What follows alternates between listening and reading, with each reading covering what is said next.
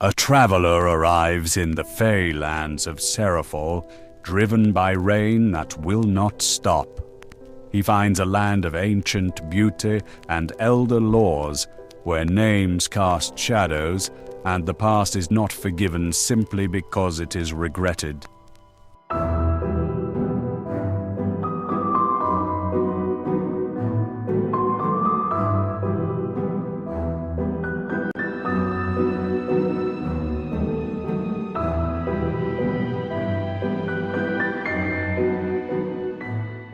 The rain had been needling him since mid-afternoon, with a petty insistence that soaked through cloth and patience alike. It came down relentlessly, driven sideways by wind that found every hole in his coat. Ferret Nash had walked with his head bowed, collar up, and boots dragging through the mud into early evening. The Marchlands gave nothing freely, and even the road here seemed less than promising. Just a line of darker ground that could vanish into scrub if you stopped paying attention. Nash told himself he was only looking for shelter, a place to sit down and wait for the worst of it to pass. He told himself that because it was easier than dealing with the slow, grinding probability that the rain was no different from everything else now. A pressure he could not talk his way out of, and a discomfort that would not be bargained with. He took shelter in a neglected coppice sitting against a tree. Behind him was a low ridge, and at its base, half concealed by a curtain of hanging ivy, there was a mouth of darkness. It was not a proper cave, not the sort you would mark on a map or tell stories about in a tavern. It was an opening where the ground had caved and held the shape. He went to investigate, pushing aside the ivy with his forearm, ducking down and stepping in. The air inside was colder, but still. The sound of the rain dulled there, and he saw that the cave went back further than he expected, the ceiling lowering in uneven shelves and the floor sloping down to a hollow where water had pooled. Nash picked his way to a patch that seemed less wet than the rest, set his pack down, and sat with his back against the wall. For a while, he did nothing but listen. A drip somewhere near the back, the far-off murmur of wind, the steady rise and fall of his own breathing. He had lived most of his life in rooms where noise proved you were not alone. Inns, gambling dens, brothels, and the back parlours of merchants' halls where men smiled too widely while counting crowns. Silence had always meant either wealth or danger. Here it meant neither. It meant the Marchlands did not care for him or his story. He reached into his pack and drew out a small flask. There was not much winter brandy left in it, but he drank anyway because the burn gave him something different to focus on besides the wet. When the flask was emptied, he put it away. Not that saving it mattered for anything other than a drip more in a desperate moment. He closed his eyes and told himself he would sleep for a while, then push on. Sleep came and dragged him down. When he woke, he did not know at first how much time had passed. The cold had penetrated deeper, and his joints ached from his position. He opened his eyes and saw only dark, and, for a moment, felt disoriented. Then he noticed something to the rear of the cave. A glow. It was steady and soft, a light that seemed to come from nowhere and yet filled the space with radiant, living colour. Blue. But not the blue of the sky or the sea. It was richer, layered with gold at its edges. Nash sat up and rubbed his face, dragged his fingers through his hair, and stared more. In length, there were stories told by old merchants to apprentices about caves like this. They were about doors that appeared only when you were desperate enough to ignore sense. There were stories about the Fae, too, though Length people spoke of them with a careful humour. Nash had laughed at those stories, as he had laughed at most things in the past. The glow drew his eyes, and he moved deeper into the cave, which eventually opened into a small chamber where the ceiling rose higher. The glow was stronger there, filling the air with motes that drifted in the cool air.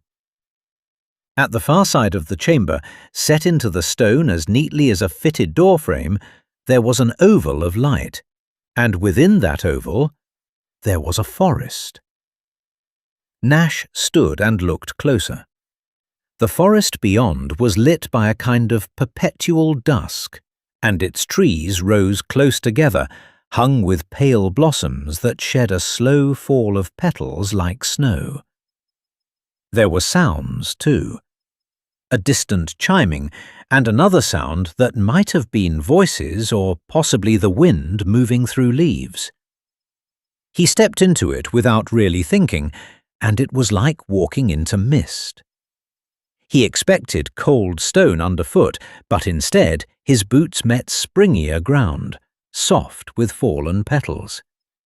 Another step, and the cave behind him vanished, although the portal remained, an oval of green-gold light, with the cave beyond it black and empty. Nash moved forward. Each step carried him deeper into the woods, and the sensory richness pressed closer. There were creatures, too, though he did not see them at first. A flash of white fur between roots, something with wings, eyes that watched from the lower branches, reflecting light in colors that did not belong to any beast he knew of. Beauty here was unapologetic, complete and indifferent to whether you understood it or not.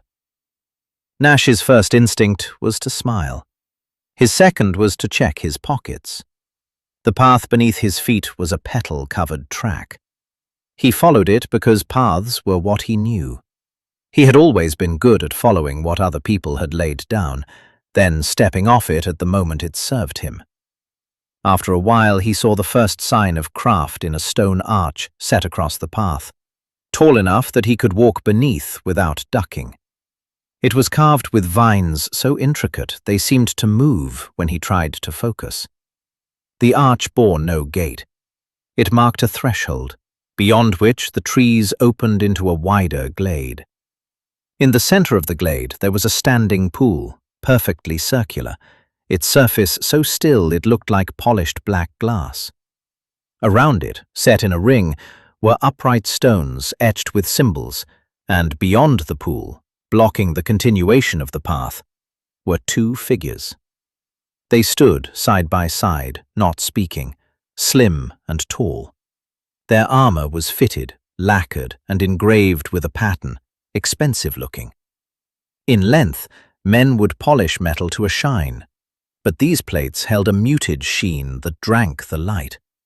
Each wore a helm crowned with antlers that rose and branched in elegant arcs, too fine to be real bone, and yet too organic to be mere craft. Their faces were visible beneath, pale and smooth, their eyes dark. Beautiful was the only word Nash had for them, wrong as that felt to him. One of them lifted a hand. The gesture was small, but it stopped Nash in his tracks, and he came to a halt. He felt suddenly absurd in his wet coat and travel-stained boots, with his hair tangled and his unshaven face. The guard on the left spoke first. His voice was almost musical, but nothing was welcoming in it. "Name?" Nash smiled, just enough. "Ferret." The other guard's eyes held him. "And the name that holds you?" Nash's smile left his mouth. In length, that would have meant family, house, merchant guild. It would have meant a ledger line and a seal. Here it sounded like something deeper. "I'm just Ferret," he said again. The first guard's antlered helm slipped slightly. "You are received at the threshold. Who vouches for you?" No one had vouched for Nash in years. Once, men had offered him introductions as a matter of course. Once, doors had opened because his father's name was known and his mother's cousins sat on councils and signed trade charters. His family's seal had been pressed into wax and accepted without question, but he had traded all that away, one coin at a time. "I'm not here to cause trouble," he said. "I came through. I found a cave. I didn't know what it was. It was raining on the road. I saw the light and—" "Who vouches for you?" the second guard repeated. Nash felt frustration and fear because he had clearly walked into something he did not understand, and now it demanded the one thing he could not offer, namely, a witness. He tried a different angle, the one he always used when the direct path failed. "Maybe you can tell me where I am," he said. "Then I can explain myself properly." The first guard did not waver. "Serafall." He had heard of Serafall in songs half-drunk men sang by length fires, the kind of old verse nobody knew the origins of. He had heard it spoken as a threat by women who smiled while they took your money. He had heard it in the murmured words of sailors who swore they'd seen lights in fog and come back missing hours. "Serafall. I've heard of it," he said. The second guard was stoic. "That is not vouching." Nash could have tried to bluff. He could have invented a name, said a lord or a ruling mystic or some Marchlands monk had sent him, but the way they looked at him made the idea feel childish. It was not that they would catch him. It was that a lie here would not even rise into the air. Still, habit drove him. "A man named—" he began, then paused, searching for something plausible. "A man in a town. He told me there were ways. He said there were places in caves. I thought he was mad. I didn't take it seriously." The first guard frowned. "A man in a town." Nash spread his hands. "I don't remember his name." The second guard's voice turned colder, stripped of patience. "You evidently remember what benefits you, Mr. Ferret." The words hit like a slap because they were true. Nash felt the lie crumble before it had even emerged properly. "I'm from Length. From a good family. Or I was. He hesitated. The shame of it, the fact of it, burned. "I lost everything. I can't go back." The first guard's expression did not change. "The name that holds you." Nash shut his eyes briefly, then opened them. "My family is—" He caught himself. Even now, even with nothing left, he felt a protective instinct around the name. He did not want it dragged into this place and spoken aloud by strangers. He did not want Serafall to know it. The second guard watched his hesitation. "You cannot even speak it." "I can," he snapped. "I won't. It's not for this." The air in the glade felt suddenly charged with attention, and a third presence made itself known. Something small drifted into the glade, moving between the stones with a lightness as though being carried by the air. At first, Nash thought it might be a bird or a strange insect, but then it became clearer. Judge Prina was no higher than Nash's waist. She was a sylph. Her limbs were slim. She wore a cloak of pale, translucent fabric that hung from her like folded wings, shifting through colors under the light. Her hair was a soft cloud of white gold that floated slightly around her head. Her face was delicate, but her eyes were not. They were clear and old, and when she looked at Nash, it felt as though she had already read him and was only waiting to see whether he would pretend otherwise. The guards spoke together. "Judge Prina?" She nodded and greeted them. "Darreen, Musto?" She came to a stop between Darreen and Musto and spoke. "Received at the portal? An unsponsored arrival, I see." Nash wanted to laugh at the absurdity of being judged by a small creature in a cloak. "I didn't mean to intrude, madam," he said. Prina looked at him. "Meaning is not admission."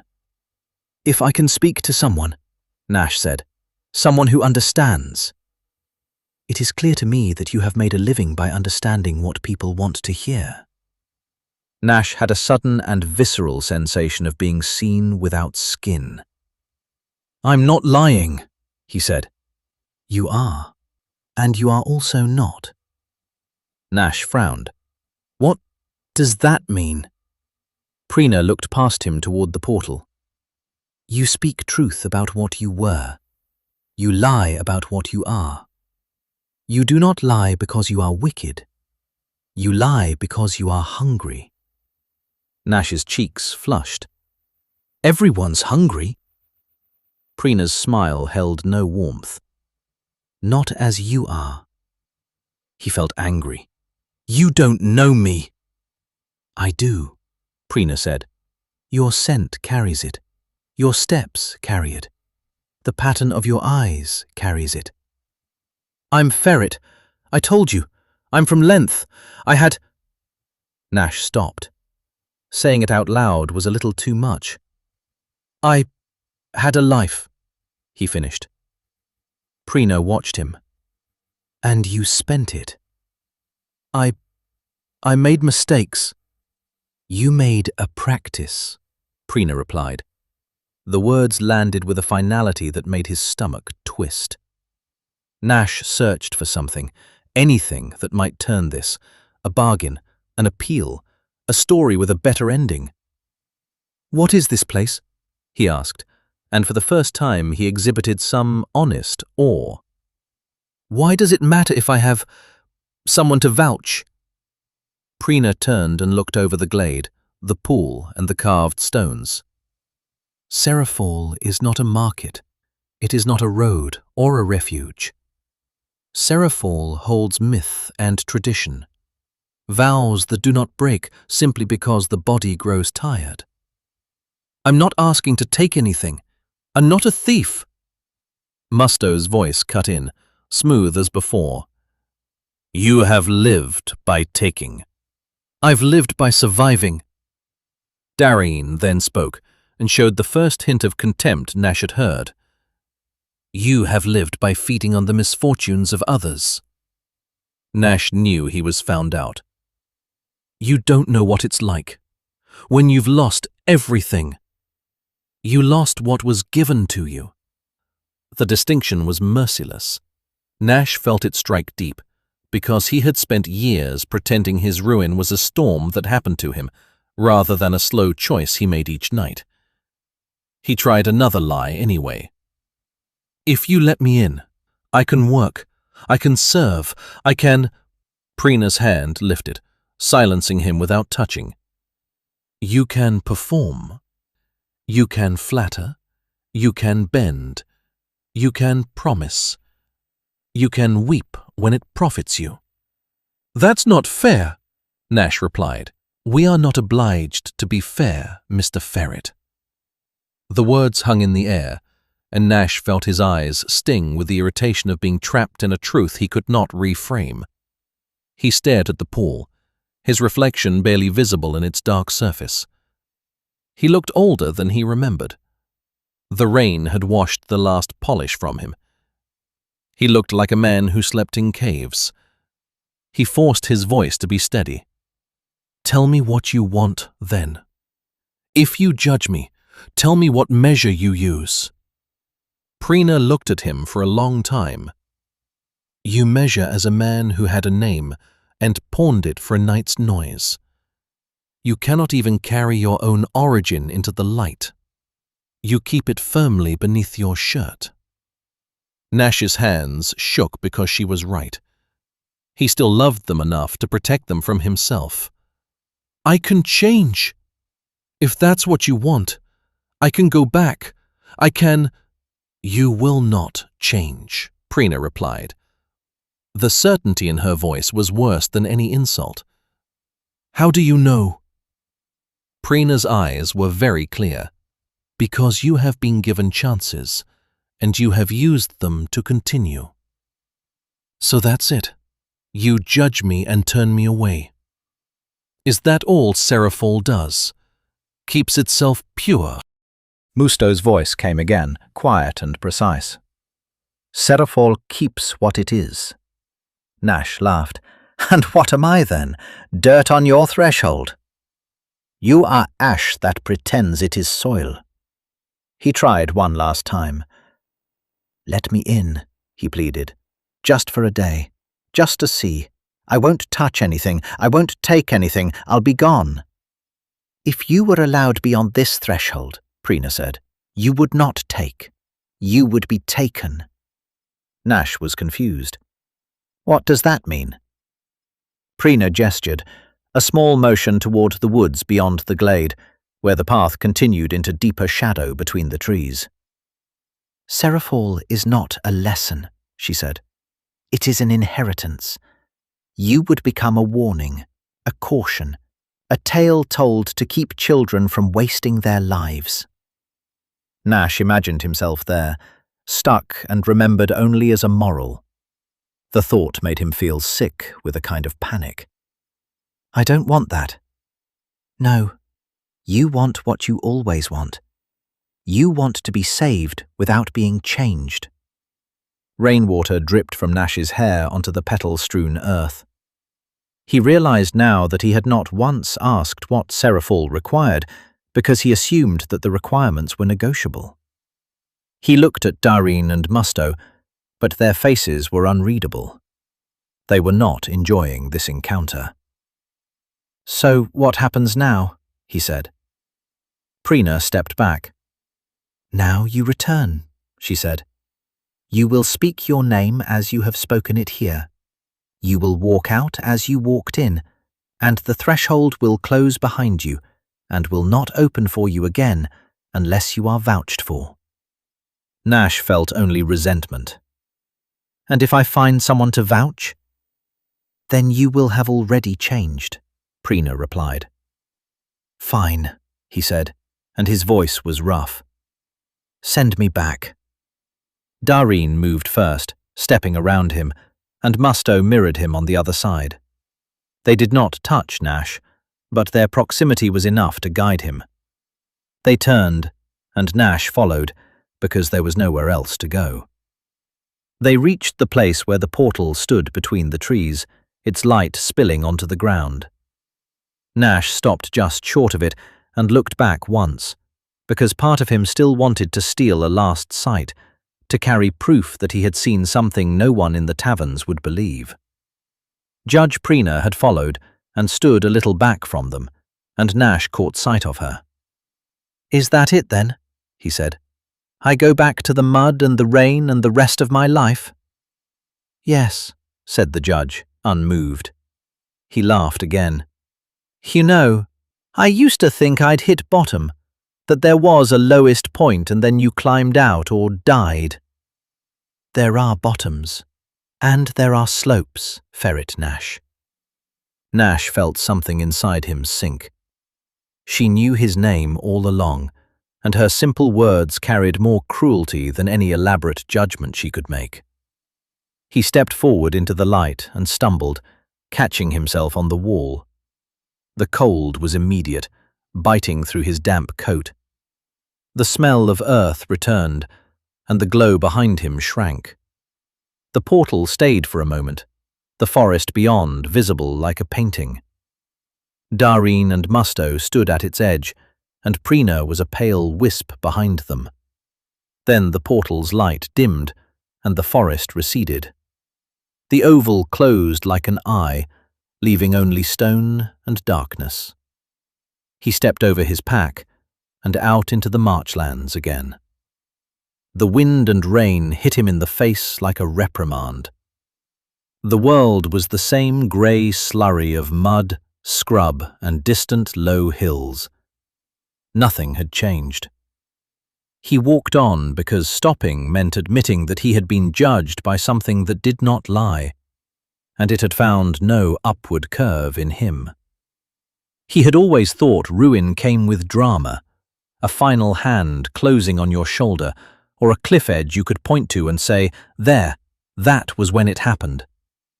But Judge Preena's words followed him out into the rain. There are bottoms, and there are slopes. Nash trudged on, rain soaking him anew. The Marchlands took him back, and he felt the bitterness return and sink deep into him. It wasn't the fiery bitterness of a man who still believed in reversal. It was the dull, heavy bitterness of a man who had been told, by a judge small enough to fit beneath his arm, that the worst of it was not yet behind him. He found the road again and kept to it, because at least it went somewhere.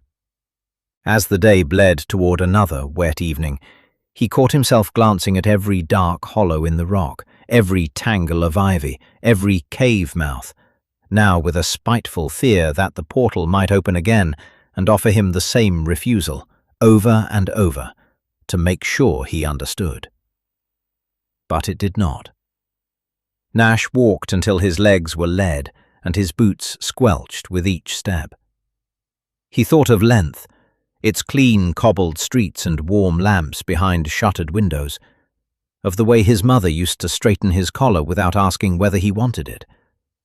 He thought of his father's hands stained with ink from the ledger work, the seal pressed into wax, the simple fact of belonging.